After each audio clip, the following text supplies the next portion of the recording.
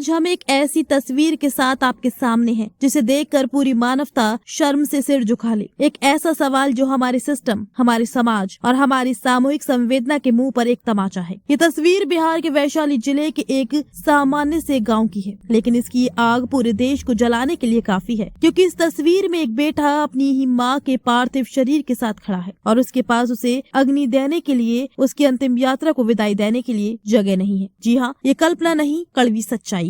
वैशाली जिले के गोरोल प्रखंड के सोंदू गांव में अंधारी गाची चौक पर एक परिवार अपनी मृत मां का अंतिम संस्कार करने निकला था, लेकिन उनके गांव के इकलौते शमशान घाट तक पहुंचने का रास्ता गायब था, बिल्कुल गायब। चारों तरफ खड़ी फसलों ने और बीच में बनाई दुकानों ने उस पवित्र रास्ते को हमेशा के लिए बंद कर दिया था। सदियों से चली आ रही ये राह अचानक एक दिन एक माँ के अंतिम सफर के वक्त एक अभेद दीवार में तब्दील हो गई, और फिर वह हुआ जिसकी कल्पना कोई भी बेटा नहीं कर सकता। जिस जगह पर जीवन के रंग बिखरते हैं, उस चौराहे पर मंदिर के सामने लोगों की आंखों के सामने उस बेटे को अपनी माँ की चिता सजानी पड़ी। बीच सड़क पर, बीच चौराहे पर। क्या आप इस मानसिक पीड़ा की कल्पना कर सकते हैं? एक और माँ के बिछोह का असहनीय दर्द, और दूसरी ओर उसके अंतिम संस्कार के लिए जगह तक न मिल पाने की लाचारी और अपमान। ये कोई दुर्घटना नहीं, ये तो एक पूरे सिस्टम की, एक पूरी व्यवस्था की निष्ठुरता है जो टूट चुकी है। हमने उस पीड़ित परिवार से बात की। उस बेटे की आवाज में गुस्सा नहीं, सिर्फ एक गहरी टूटन थी। उन्होंने कहा, हम क्या करते, हम गरीब लोग हैं, शहर का दूसरा घाट हमारी पहुंच से बाहर है। हमारे गांव का यही एक घाट था, पहले भी किसी तरह निकल आते थे, लेकिन अब तो रास्ता ही मिट गया है। हमने सबको खबर दी, पंचायत को, प्रशासन को सूचना दी, थाने जाकर मदद मांगी, पुलिस वाले भी आए, देखा और हाथ फैला कर चले गए। उनके पास भी कोई जवाब नहीं था। तब हमारे पास क्या विकल्प बचा था? क्या हम अपनी माँ का शव लेकर घंटों खड़े रहते? मजबूरी थी, पूरी तरह बेबसी थी। इसलिए वहीं जहाँ हम खड़े थे,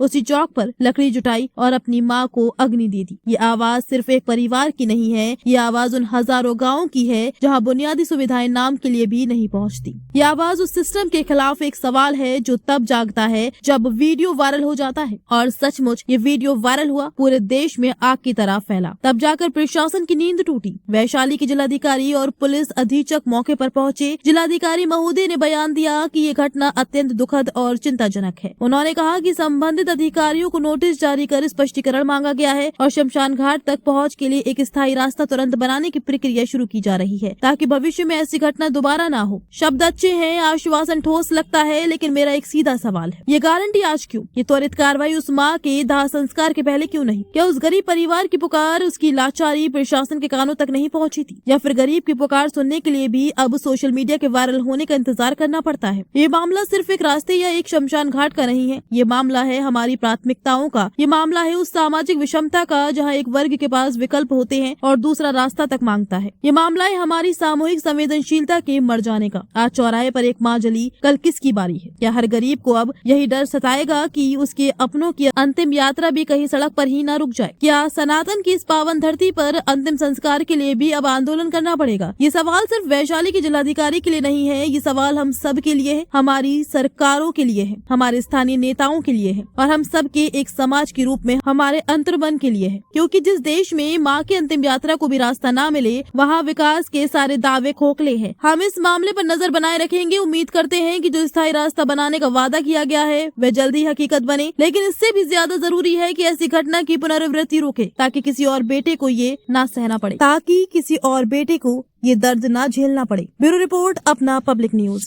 क्या नाम हुआ आपका? चंदीस माझी, कहाँ के रहने वाले? सुंदर वासुदेव। अच्छा, कल जो बीच चौक पे जो शव का अंतिम संस्कार किया गया वो किनका था? और हमारा माँ था। क्या नाम था उनका? झपसी देवी। क्या उम्र थी उनकी? वो 100 के करीब था। अच्छा, ऐसा क्या कारण हो गया कि आपको बीच चौक पे ही दाह संस्कार करना पड़ा? और रास्ता जाने के प्रॉब्लम हुआ, इसलिए रोड पे रोका गया। कितनी देर तक आपने बॉडी को रोड पे रखा? 1.5 घंटा रखा। कितने बजे आप बॉडी लेकर के गए थे? 12 बजे गए थे और कितने बजे आपने दाह संस्कार किया? और 1:30 बजे के करीब में दाह संस्कार आग लगा दी। तो किसी ने आपको रोका नहीं, या क्या किसी ने कहा आपको कि वहीं पे जलाया जाए? कोई नहीं रोका सर। किसी ने कहा आपको वहाँ जलाने के लिए? हाँ, किसने कहा? वो पूरा आदमी बोला कि जलाओ जलाओ, इसी जगह पे जला दो, नहीं जाने का रास्ता था। थाना आया था। थाना आया था, थाना रोका नहीं। जिस समय आपके माता जी की अंतिम संस्कार आप कर रहे थे, वहाँ लकड़ी जब बिछा रहे थे आप, तो उस समय क्या वहाँ पे कोई प्रशासनिक अधिकारी, पुलिस थाना या कोई व्यक्ति पहुंचे थे? हाँ हाँ पहुँचे थे, कौन पहुंचे थे? और थाना अधिकारी पहुँचे थे। उन्होंने क्या कहा? कहा वो कि रुको देखते हैं जाकर के उधर में रास्ता। रास्ता देखने गया तो रास्ता जाने का था ही नहीं। तो उन्होंने कहा कि जला दिया। बोला कि अब अपना आप लोग क्या करेगा ऐसा समझिए। तो थाना प्रभारी पल्ला झाड़ के चले गए। फिर उसके बाद में शाम में एक वीडियो और वायरल हुआ जिसमें वहाँ पे दमकल की गाड़ी को बुला करके और वहाँ पे पानी फेंका जा रहा था, इस तरीके का था। तो हम लोग घर आ चुके थे, उसके बाद में दमकल आया तो भुता उता दिए आग। फिर बुलाया गया हमको यहाँ पे, तो चलो उसको साइड कर दो, तो हम गया साइड कर दिए। साइड करके कहाँ आप ले गए मतलब? और उधर में चौकीदार था वो साथ में, वो भी बोला कि साइड करके उधर रख दो कहीं। श्मशान घाट पर रखा है, राख श्मशान राख को श्मशान घाट पर लोग बोरा में कस के ले आया, जहाँ को बताया तहाँ रखा है।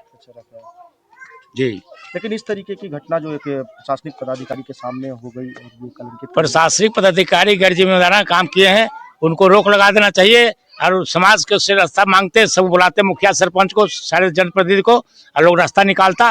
रोड पर नहीं फूकना चाहिए था, वो मंदिर के नदी के बीच चौराहे पर गैरकानूनी काम हुआ। अच्छा, लेकिन एक चीज है, लोगों से बातचीत की तो उन लोगों ने ये कहा कि बराबर ही इस तरीके की घटना होती रहती है, मतलब कि हमेशा दुकानों के बगल से अगल से जाया जाता है। अभी तक ले तो यहाँ नहीं, प्रथम बार फुकाया है लाश रोड पर, अभी तक कभी लाश फुकाया नहीं था।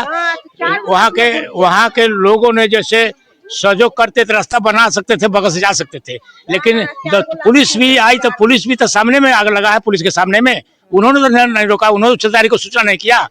डीएसपी को सूचना करते, एसडीओ को सूचना करते, डीएम को कहते, कोई रास्ता निकलता। लाश वहाँ तो नहीं जलना था ना, मंदिर के नदी के बीच रोड लाश जल गया, ये तो बहुत शर्मनाक घटना है। क्या नाम हुआ आपका? राजनंदन प्रसाद मेरा नाम हुआ।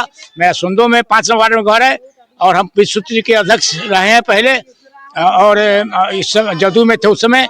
अभी हमने मैंने पंचायत समिति पिछले बार थे, इस बार हम पंचायत समिति हार गए, लेकिन समाज का सेवा में 51 वर्ष से कर रहे हैं। 74 से जेपी आंदोलन के टाइम से राजनीति में है।